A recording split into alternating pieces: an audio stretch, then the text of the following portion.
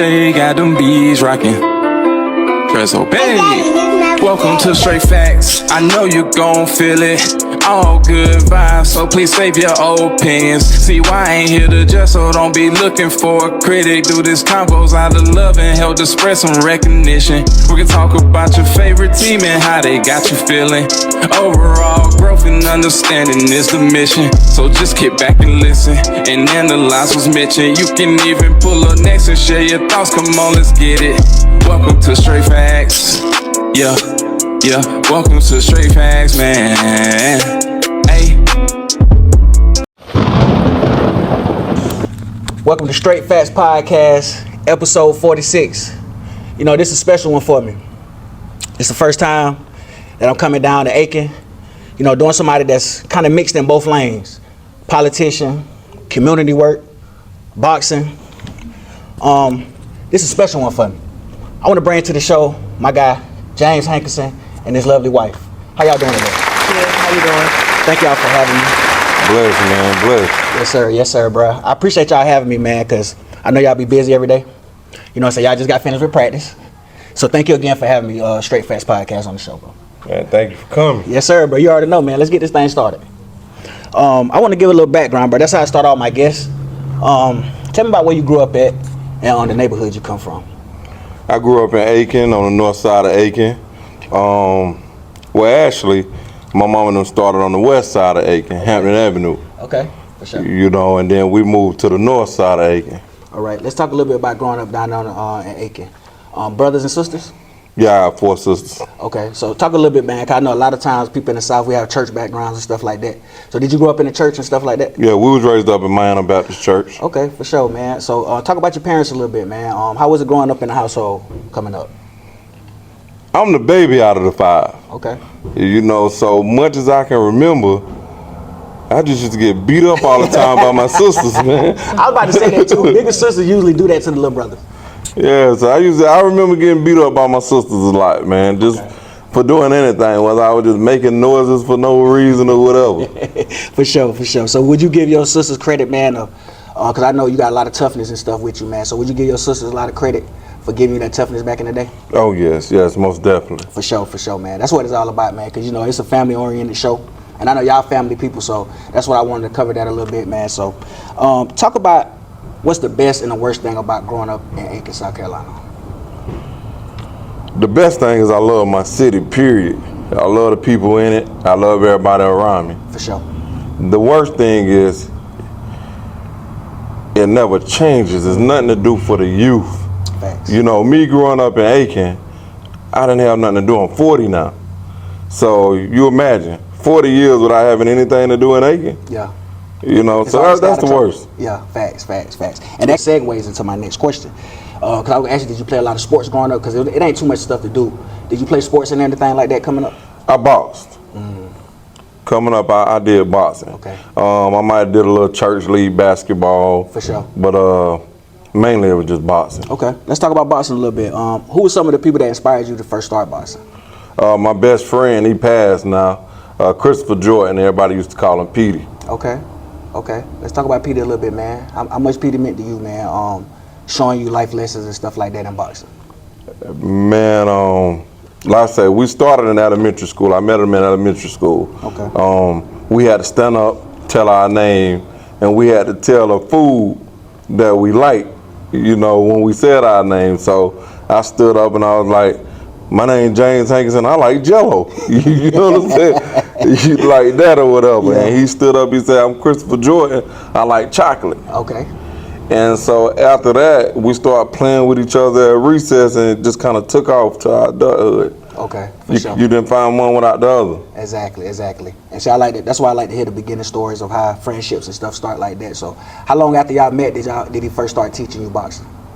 Well, he actually, his mom put him in boxing, Aiken Boxing Gym. Okay. And he did it, and you know, he used to tell me about it all the time. So I was like, Mom, I want to box. Yeah. You know, so when I told my mom I wanted to box, she signed me up. Okay. So we started together. Yeah, for sure. Who were some of y'all like mentors back then that was at the Aiken Boxing Club? The coaches was Leroy and Wanda Green. Okay. It was a husband and wife, a lot like what you see with me and my wife. Is that where you first got that, like, what I want to say, example of running a family-oriented business? Back then, I didn't really know what family-oriented business was. I thought I was just boxing for a coach and his wife. Facts. You know, but when I got older, I realized he was instilling family in us from the beginning. Exactly. Okay, so I want to ask you, man, what type of life lessons did he teach you, like, that come from boxing? You know what I'm saying? Like, that you can put with life. Man, he taught us so much, man. Most importantly, he really wanted us to stay out the street and not run the streets a lot. That's the most important thing. Even though some of the times the van used to come pick us up, we'll run from it, you know. And I laugh about it now because the way the circle of life is, now I'm driving the van and the kids run from That's me. crazy, man. Life is crazy, though, ain't it? Right, it is. For sure, man. So shout out to Mr. and Mrs. Green for instilling all that stuff into you, man, and you using that today with your kids and stuff like that. So shout out to them, man. Who was some of your favorite boxers coming up, though? Joe Frazier was my favorite boxer coming up, and Mike Tyson. Okay. I always liked those guys because they had power. I had power. Yeah. So I wasn't slick as Mayweather or as fluent as Muhammad Ali. Thanks. But I had a punch. Yeah. You know, and so I used to watch those guys because they was punchers and I'm a puncher. For sure. So that's what I used to watch. That make a lot of sense, man. So I want to talk to your wife a little bit. Just get a little background on you, where you grew up at, and what neighborhood and city that you grew up in. Okay. I grew up in Aiken, in Pacers Run, which is kind of like a hood area. Okay. I'm the only child, so Oh yeah, for sure. I didn't grow up with brothers and sisters, so it was different. Yeah, for sure. Let's talk about that experience a little bit, though. Being the only child, did you grow up in the church? I went to church every Sunday, every Wednesday. Okay, Yeah. so let's talk about that a little bit. Your parents and stuff, and how it was growing up in your household like that. Well, I stayed with my grandma because my mom was in the service. So Okay. I stayed with my grandma. She took care of me. For sure. And you, because a lot of people that grew up from our era, the grandmas raised them, and so like I could tell that watching y'all from afar, that a lot of older people that they instilled a lot of stuff into y'all, discipline, dedication, family oriented stuff like that. So shout out to your grandma for raising you well. Yeah. What school did you go to? What, high school? Yeah, or- what Okay, I graduated from Aiken High. Okay, did you play any sports? No, Okay, no sports. no. Okay, so when did you first okay, well, this is the first question before I get to that. When did y'all first meet? We met in 2009. Okay. Let's talk about it a little bit. How y'all met and things like that, man, and how everything came together. We met at one of my friends' house. Long story. Yeah, it's a long story, but yeah, we met in 2009 at a friend's house. Okay. And then we got married in 2012. Okay, that's what's up, man. 'Cause I can see the energy there and whatnot. And I want to ask you, when did you first start getting love for boxing? Like, you know what I'm saying? Like, because I know a lot of times when your partner likes something, it grows on you. So when did you first start to get love for boxing? When we started the boxing program, 2015. Well, we used to watch it all the time, but I was just watching it. Okay. But when we actually started, that's when. Okay. Yeah. I'm glad you said that too, because that segues to my next one. When did y'all guys start the boxing club? You said 2015. But what first motivated y'all to want to start that club? Well, I seen a need around Aiken alone. There was a lot of violence going on around the time, so I was like, it was something I could do to create a program to get the kids off the street. As well as my oldest daughter, she used to come all the time like, Dad, I want to box. Dad, I want to box. Wow. She used to say that, and I ignored her for a long time. And then, I told Brittany, I said, I need to do something to, stop everything that's going on, at least try to help the situations that's going on around here. I don't know how to play football. I didn't know how to play basketball, but I always knew how to fight.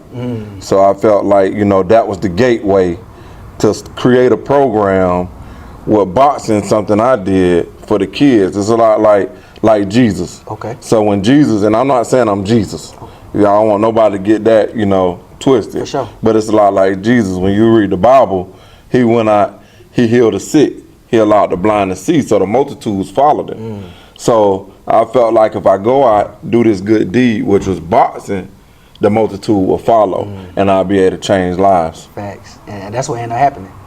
And so I love that you guys did that with the community and bringing them in. And I seen what first made you ignore your daughter for is like the reason why I asked it because back then we don't want our daughters. A lot of men we don't want our daughters in physical things and stuff like that.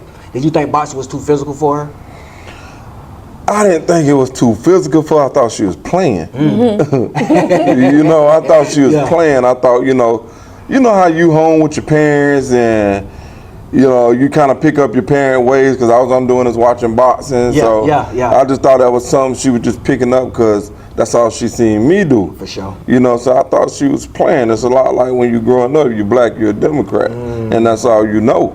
And that's not true until you start studying on your own, learning both parties. So, and I related that to go back to say, I didn't want to be the one that's just feeling like I'm forcing her to do it just because I'm watching it all the time. Okay, yeah, I like that. So I want to talk to Mom Dukes about that, about her daughter.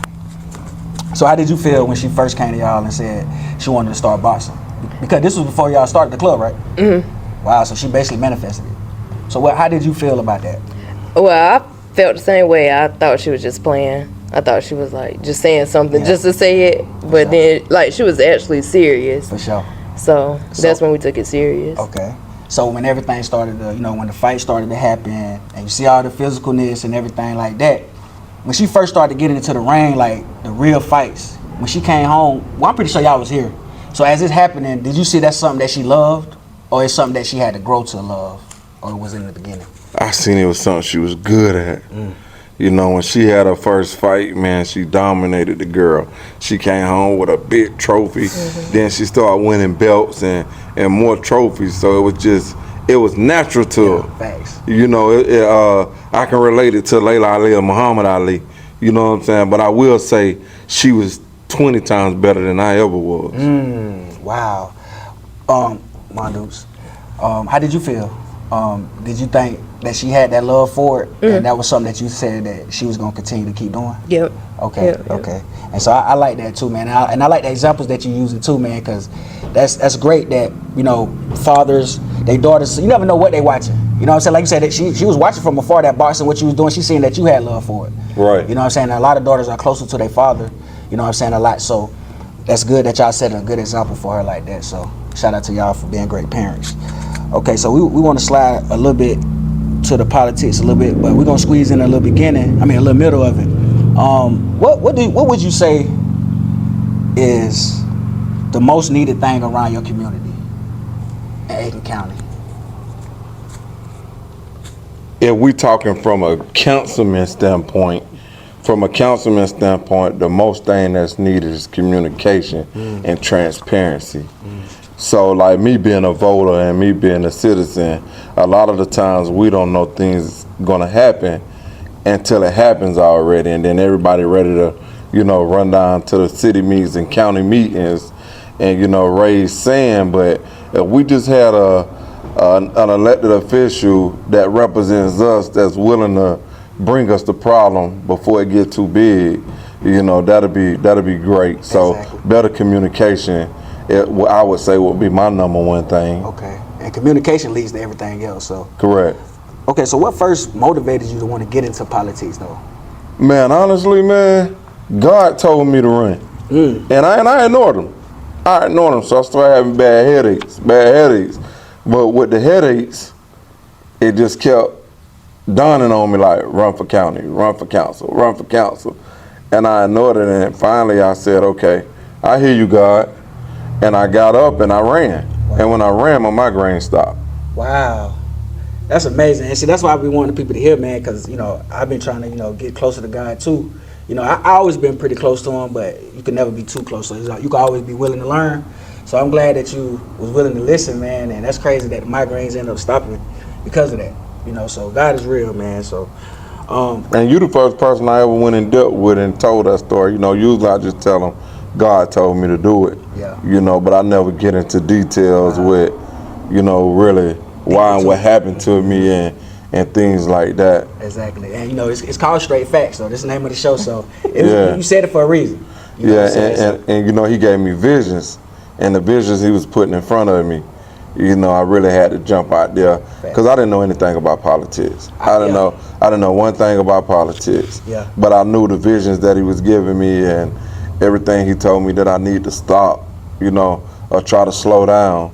And so I went to this lady and I was telling her, and this guy, Mr. Pappy, and I talked to Miss Sharon Pixley, and you know, I was telling them about it, and you know, I started giving them the visions that I was having, and you know, they started giving me the political terminology names to all the visions I was having. Like, for example, because I know you want to go to another topic.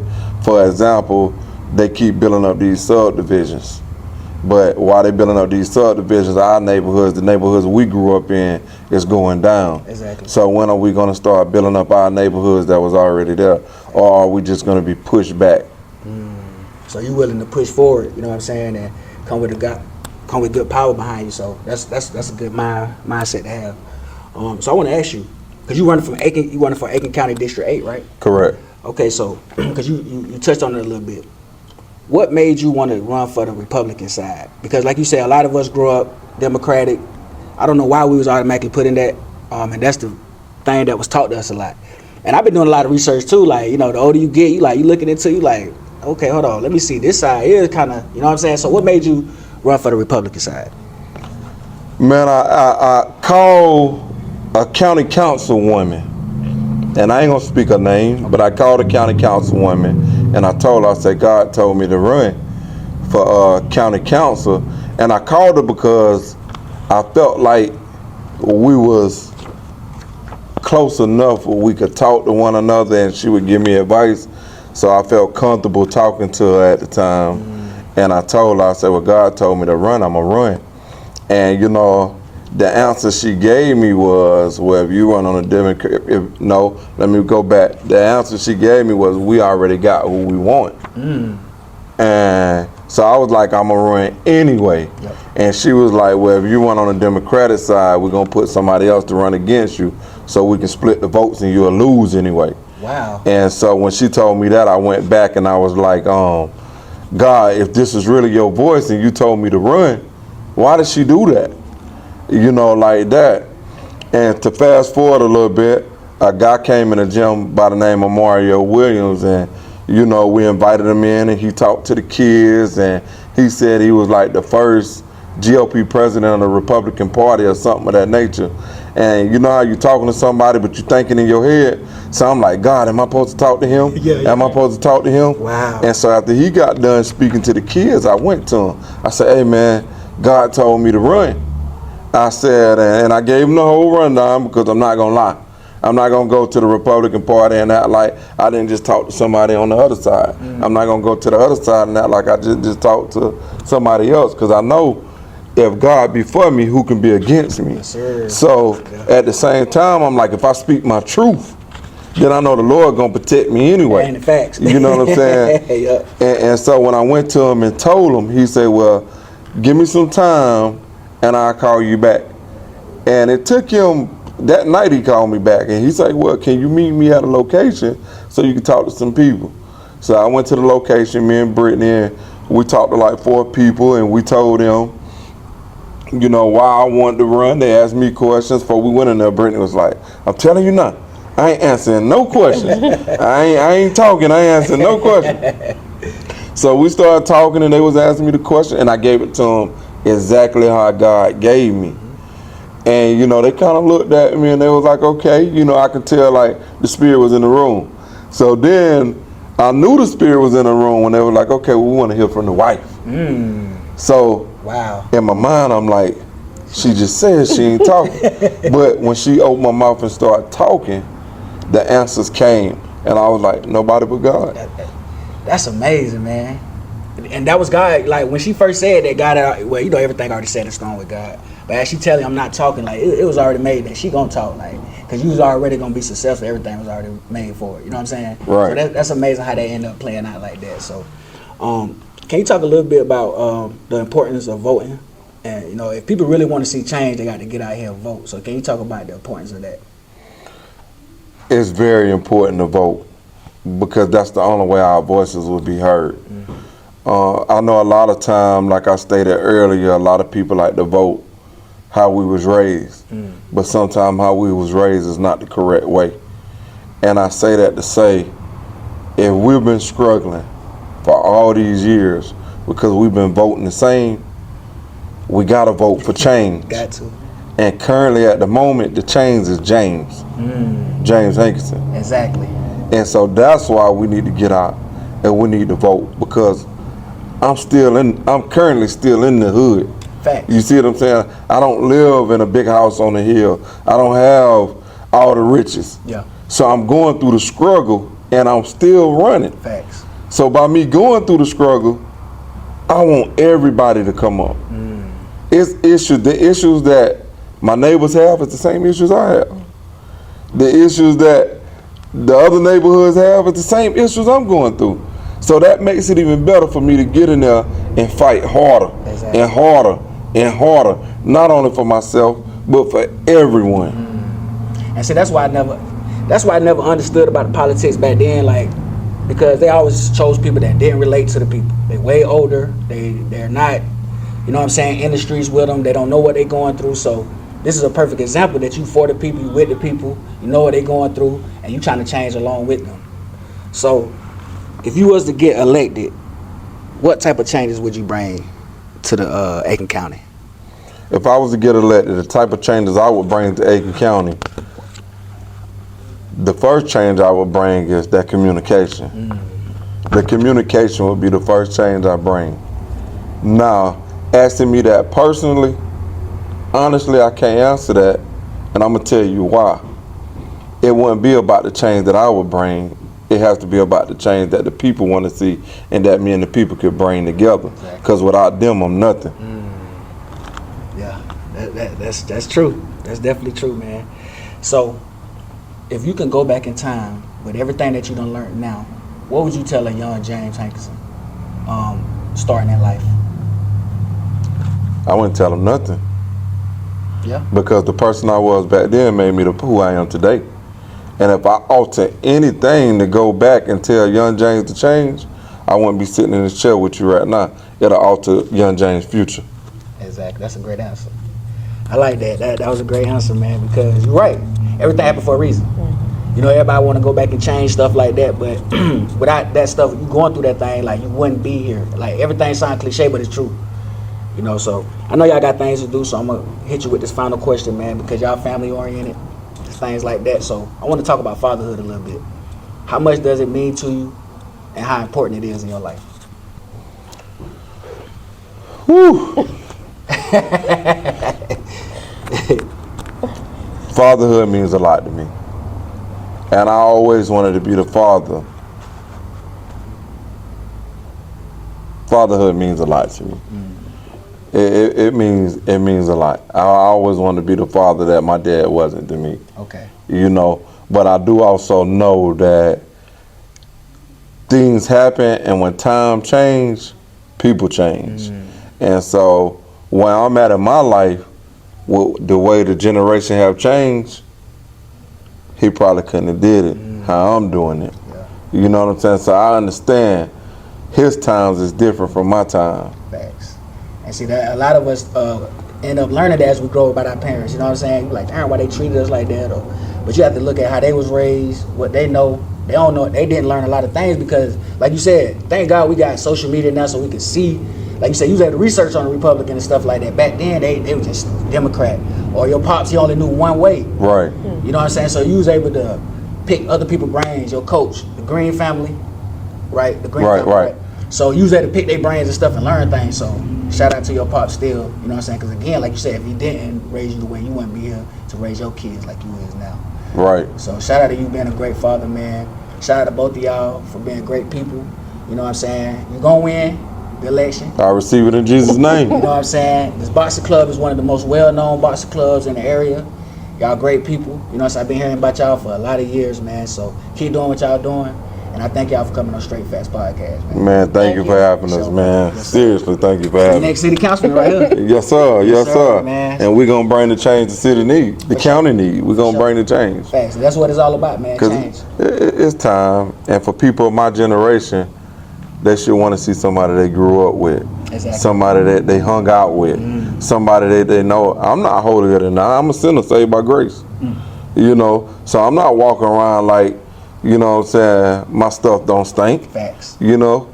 So, me personally, if it wasn't me and it was somebody else, I would vote for him. Or I would vote for her. Exactly. You know, either way it go. But I would, because that's who I went to school with. Who better to serve our community than somebody that went to school with me? Exactly. Or somebody that struggled with me. Same experiences. Right. Exactly. So y'all know what the city need. Right. For sure, man. So that make a lot of sense, man. So y'all definitely come out here and vote for my guy. Great people. They gonna get the job done for sure, man. So shout out to the Hankinson family, and all the success will be coming to y'all family in the future, man. So Man, I receive it in Jesus' name, man. Thank you. Yes, Thank sir. you. And y'all will see me next week, man, on the next episode of Straight Facts. It's your guy CYTV, man. We out of here. Yes, sir.